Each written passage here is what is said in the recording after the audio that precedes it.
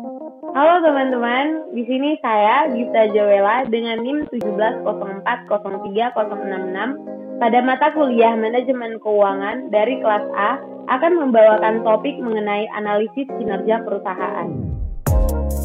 Di mana pembahasan kita akan mengenai pengertian kinerja keuangan, pengukuran kinerja keuangan, analisis kinerja keuangan, dan penilaian kinerja keuangan.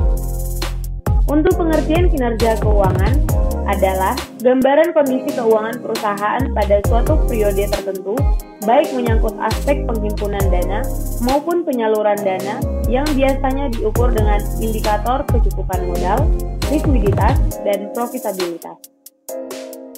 Untuk pengukuran kinerja keuangan perusahaan berkaitan erat dengan pengukuran dan penilaian kerja. Pengukuran kerja disebut juga dengan performing measurement, adalah kualifikasi dan efisiensi serta efektivitas perusahaan dalam pengoperasian bisnis selama periode akuntansi. Pengukuran kinerja digunakan perusahaan untuk melakukan perbaikan di atas kegiatan operasionalnya agar dapat bersaing dengan perusahaan yang lain. Menurut Munawir, pada tahun 2012 menyatakan bahwa tujuan dari pengukuran kinerja keuangan perusahaan adalah sebagai berikut: mengetahui tingkat likuiditas, mengetahui tingkat solvabilitas, mengetahui tingkat profitabilitas, mengetahui tingkat stabilitas. Tujuan pengukuran kinerja keuangan. Ada 4 tujuan pengukuran kinerja keuangan. Yang pertama, untuk mengetahui tingkat likuiditas.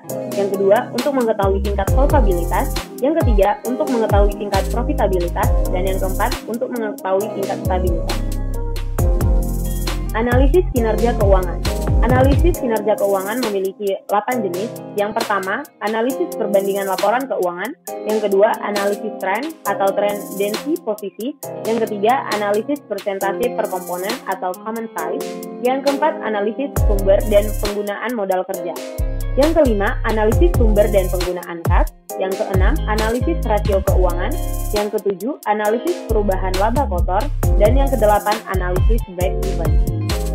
Untuk penilaian kinerja keuangan, bagi investor, informasi mengenai kinerja keuangan perusahaan dapat digunakan untuk melihat apakah mereka akan mempertahankan investasi mereka di perusahaan tersebut atau mencari alternatif lain. Sedangkan bagi perusahaan, informasi kinerja keuangan perusahaan dapat dimanfaatkan untuk hal-hal sebagai berikut. Laporan keuangan. Laporan keuangan adalah suatu laporan yang menggambarkan hasil dari proses akuntansi yang digunakan sebagai alat akuntansi antar data keuangan atau aktivitas perusahaan dengan pihak-pihak yang berkepentingan dengan data-data atau aktivitas tersebut. Rasio keuangan. Analisis rasio keuangan adalah menghubungkan unsur-unsur neraca dan perhitungan laba rugi satu dengan yang lainnya sehingga dapat memberikan gambaran tentang sejarah perusahaan dan penilaian posisi pada saat ini. Jenis rasio keuangan. Ada 5 jenis rasio keuangan. Yang pertama, rasio aktivitas. Yang kedua, rasio likuiditas. Yang ketiga, rasio solvabilitas. Yang keempat, rasio profitabilitas. Yang kelima adalah rasio pasar. Rasio aktivitas digunakan untuk mengukur seberapa efektif perusahaan mengelola aktiva. Rasio likuiditas, kemampuan perusahaan untuk membayar semua kewajiban finansialnya. Rasio solvabilitas digunakan untuk mengukur kemampuan perusahaan di dalam memenuhi seluruh kewajiban finansialnya apabila perusahaan dilikuiditas. Rasio profitabilitas adalah hasil bersih dari serangkaian kebijakan dan keputusan manajemen. Rasio pasar digunakan untuk mengukur kemampuan menghubungkan harga saham perusahaan dengan laba dan nilai buku per saham. Berikut merupakan rumus rasio profitabilitas. Yang pertama adalah rumus untuk margin laba kotor atau gross profit margin. Gross profit margin merupakan laba kotor per penjualan. Yang kedua adalah margin laba operasi atau operating profit margin. Operating profit margin diperoleh dari laba sebelum bunga dan pajak dibagi dengan penjualan. Lalu ada margin laba bersih atau net profit margin. Lalu ada ROA, yaitu return on assets. Lalu kemudian ada return on investment atau dikenal sebagai ROI. Rumus rasio aktivitas. Berikut merupakan rumus rasio aktivitas terdiri dari rasio perputaran utang, rasio perputaran persediaan, rasio perputaran aktiva tetap, dan rasio perputaran total aktiva. Berikut merupakan rumus untuk rasio solvabilitas. Ada rasio hutang terhadap ekuitas dan rasio hutang terhadap aktiva. Dan yang kemudian ada rasio likuiditas. Untuk rumus pada rasio likuiditas mencakup rasio lancar, rasio cepat, dan rasio kas. Berikut rumusnya.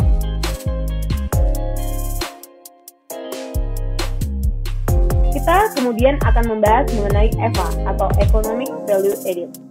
EVA atau Economic Value Added merupakan indikator tentang adanya perubahan nilai dari suatu investasi. EVA yang positif menunjukkan bahwa manajemen perusahaan berhasil meningkatkan nilai perusahaan bagi pemilik perusahaan sesuai dengan tujuan manajemen keuangan dalam memaksimumkan nilai perusahaan. Untuk perhitungannya sendiri adalah sebagai berikut. EVA adalah laba operasi setelah pajak atau NOPAT dikurang dengan total biaya modal sendiri dari seluruh modal yang dipergunakan untuk menghasilkan laba tersebut. Atau bisa kita rumuskan, NOPAT adalah laba atau rugi perusahaan dikurang dengan pajak. Tolak ukur EVA atau Economic Value Added adalah sebagai berikut. EVA lebih besar dari 0, akan terjadi proses nilai tambah perusahaan. Jika EVA sama dengan 0, menunjukkan posisi impas perusahaan. Jika EVA lebih kecil dari 0, berarti total biaya modal perusahaan lebih besar daripada laba operasi setelah pajak yang diperolehnya, sehingga kinerja keuangan perusahaan tersebut dianggap tidak baik. Strategi untuk menaikkan EVA atau Economic Value Added. Yang pertama adalah memperoleh lebih banyak laba tanpa menggunakan lebih banyak modal. Yang kedua, memperoleh pengembalian atau return yang lebih tinggi daripada biaya modal atas investasi baru. Berikut merupakan daftar pustaka yang saya gunakan untuk membahas topik mengenai analisis kinerja perusahaan. Berikut merupakan studi kasus mengenai kinerja keuangan organisasi laba yang terdapat pada PT Garuda Multifalakindo, di mana latar belakangnya adalah dapat dibaca. Dan untuk perhitungannya, mereka melakukan perhitungan untuk pendapatan bersih, melakukan perhitungan biaya operasional perusahaan, dan melakukan perhitungan mengenai laba bersih perusahaan. Kemudian ketiga data tersebut dianalisa. Dianalisalah atas kinerja keuangan dengan menggunakan rasio-rasio profitabilitas. Dan lalu digunakanlah rasio margin kotor atau gross profit margin. Lalu digunakan juga perhitungan rasio margin laba bersih atau net profit margin.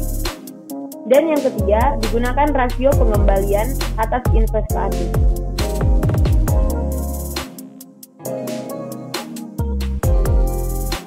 Lalu digunakan juga perhitungan mengenai rasio pengembalian atas ekuitas atau return on equity, dikenal sebagai ROE.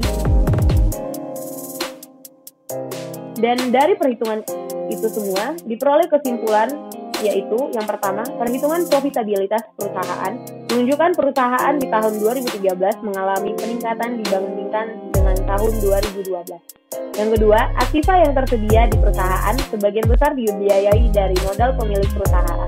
Adanya penekanan terhadap biaya mempertahankan laba yang diperoleh perusahaan. Yang ketiga, peran aktiva dan modal yang dimiliki perusahaan sangat membantu perusahaan dalam meningkatkan laba di tahun 2013. Yang keempat, fluktuasi kurs valuta asing sangat mempengaruhi dalam peningkatan laba perusahaan tahun ini.